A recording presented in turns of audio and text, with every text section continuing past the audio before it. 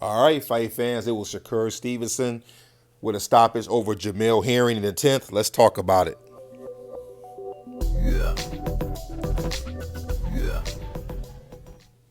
All right, fight fans, tonight we had us a junior lightweight fight between Shakur Stevenson and Jamel Herring. Like most of you, I picked Shakur Stevenson by UD, even though some of you may have picked him by knockout or stoppage. Either way it goes, Shakur Stevenson gets the win. Let's jump to some pros and cons. Let me start with Shakur Stevenson. The pros would be hand speed, the looping right hook, the looping left hand, the body work, the upper body movement, the foot speed, the power. The young man put it all together tonight and is showing us that there is more to come in the future, as he did fight one of the best junior lightweights in the world. The cons for Shakur Stevenson in this fight, nothing. Let's move on to Jamel Herring. The pros would be that he was game, and even when he was getting hurt, he wasn't backing off. Starting around the fifth and sixth round, he started getting close and trying to make it a rough, tough fight. He was trying to do whatever he could to stay in the fight. He started doing better body work. But let's move to the cons for Jamel. He's taller than Shakur, and he should have been using his jab. I once heard a trainer say that the way to slow down a fast fighter is with the jab.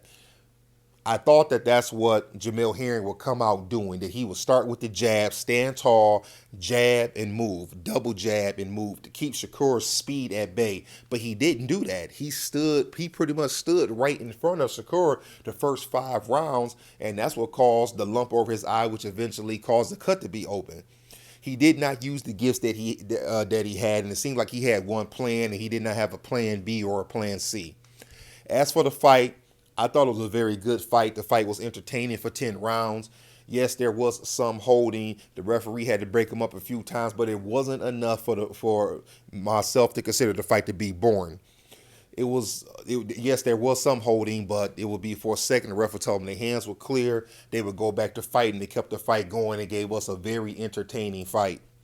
Now, I thought that Jamel could have finished the fight. He had 2.5 rounds to go, but I think the reason why the ref stopped the fight is because he knew, just like we knew watching it, that Jamel was not going to win this fight.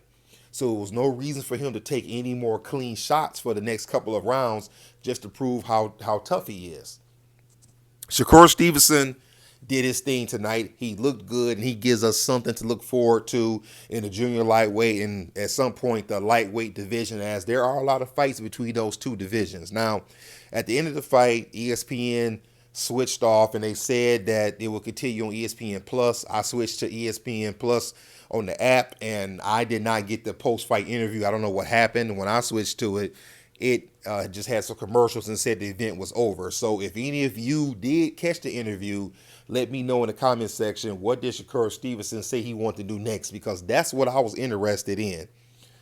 And what do you want to see Shakur Stevenson do next? And Jamel Herring, who do you want to see them fight next? For Stevenson, do you want to see him fight another top person? Do you want to see him maybe fight a mandatory? What do you want to see? And then what do you think would be a good comeback fight for Jamel Herring?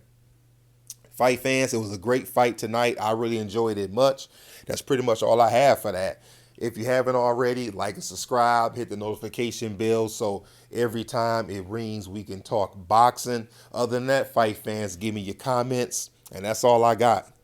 I'll let y'all later.